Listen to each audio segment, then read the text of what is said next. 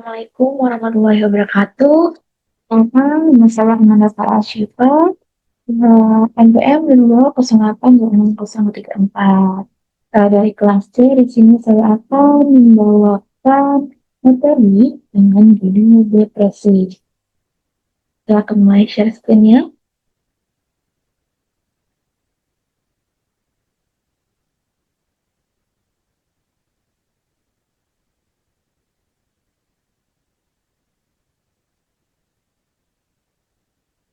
Jadi saya akan membawakan materi apa itu depresi.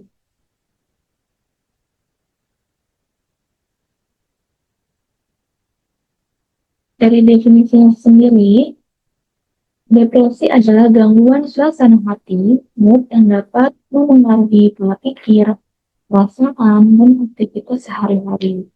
Nah, untuk etiologinya, apa sih penyebab dari depresi ini sendiri? Yang pertama, dia ada faktor biologis. Ya, karena ketidakseimbangan neurotransmitter seperti serotonin, epinefrin, dopamin. Kemudian untuk faktor genetiknya itu bisa karena seseorang yang memiliki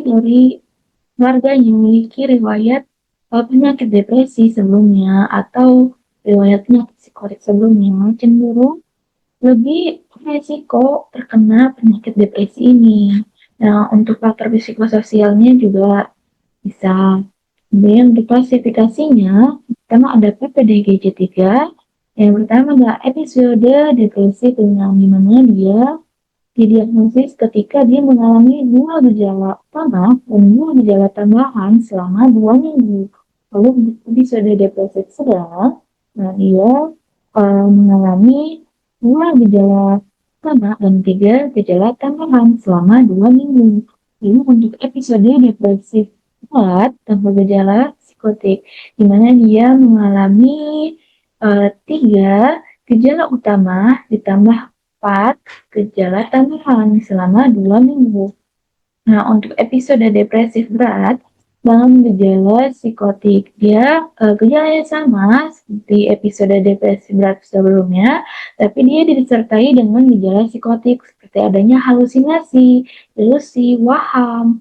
Lalu untuk kategori dari DSM-5, yang pertama dia ada light atau ringan, medium sedang, dan heavy dia berat. Nah, untuk gejalanya apa aja sih? Dia ada yang pertama dari gejala utamanya.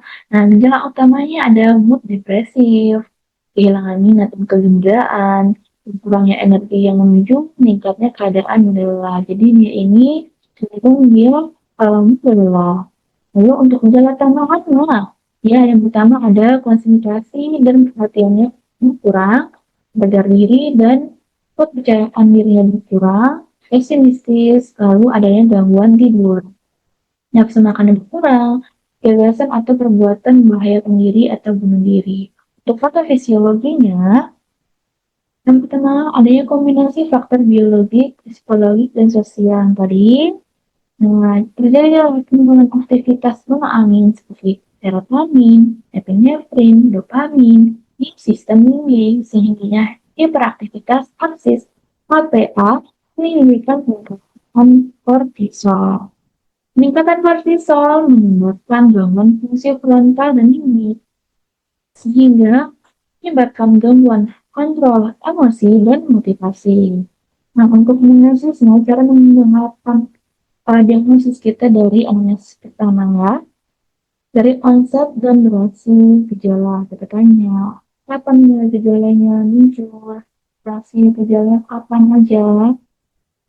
Nah, kemudian gejala inti, ada afek, adanya, atau gejala, untuk gejala psikopatologisnya seperti ada psikotis, atau dia ada mania, gitu. Riwayat penyakit sebelumnya, kita tanya apa dia sebelumnya penyakit seperti ini, atau dia belum ada riwayat psikotik sebelumnya, atau riwayat penyakit lain sebelumnya.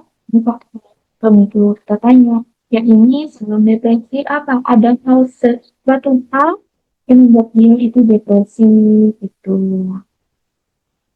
Yang tadi analisis sangat penting buat kita menentukan dia itu termasuk golongan depresi sedang, ringan, atau dia itu berat. Nah, sekarang untuk pemeriksaan kriterianya, yang pertama dari deskripsi pneumonia terlebih dahulu. Nah, dia berpakaian tidak rapi, kebersihan kedua ekspresi wajah muram, sedih, atau menangis. Lalu kita lihat dari cara bicaranya, dia bisa normal. Nah, untuk perilaku motorisnya dia hiperaktif, dia lemas. Jadi juga um, jadi kayak lemas, tidak aktif. Dan mood dan afeknya dia moodnya dysphorik, afeknya appreciated. Nah, untuk gangguan pikiran, fokusnya dia masih baik, dia tidak terganggu. Lalu gangguan isi pikirannya dia pikiran negatif, rasa bersalah, ada rasa juga ingin bunuh diri, menyakiti diri sendiri. Lalu untuk gangguan persepsi dan orientasinya dia normal atau tidak ada gangguan. Nah, untuk konsentrasinya dia menurun, dia tidak konsentrasi, gaya ingatnya dia juga memori jangka pendeknya menurun. Apa? Karena tadi konsentrasinya turun, sehingga daya ingatnya juga ikut menurun. Nah, untuk judgment itu dia terganggu, dia cenderung tidak peduli dengan lingkungan sekitar, dia lebih peduli dari sendiri, sedih aja. Insight-nya bisa yang pertama dibagi 1 sampai 3, yang itu ada juga yang merasa dirinya itu tidak sakit, ada juga yang merasa dirinya itu tidak sakit, tapi di satu satu sisi lain dia ngerasa sakit. Ada juga dia yang merasa dia itu sakit, dia depresi, tapi dia nyerang orang. Dia depresi gara-gara orang ini, contohnya gitu misalnya ya. Ada juga yang insight-nya non, yaitu sadar dia depresi dan dia mau berobat, jadi insight-nya itu 6. Nah, untuk tata laksananya sendiri, dari farmakologi, dia ada trisiklik, yaitu contoh obatnya ada amitriptyline sebesar 25 mg 3 kali 1. Dan ada juga SSRI, selective serotonin reuptake inhibitor, pertama ada sertalin 50 mg 1 kali 1, dan juga fluoxetine 50 mg 1 kali 1 kita minumnya. Lalu untuk non-farmakologi bisa kita CBT atau terapi kognitif. Itu ada gerakan psikoedukasi. Nah, untuk prosesnya sendiri dari depresi ini, nah, episode depresi yang ditangani dalam 3 bulan. Nah, akan tapi jika tidak bisa, dia bisa pengobatannya berlanjut sehingga 6 sampai 12 bulan. Nah, walaupun nih kita udah menggunakan si pasien sudah menggunakan obat sebanyak 20 sampai 35%, pasien dia tetap akan mengalami uh, pasien mengalami gejala residual dan gangguan fungsi sosialnya. Baik, sekian dari saya. Jika ada kesalahan, saya mohon maaf. Wassalamualaikum warahmatullahi wabarakatuh.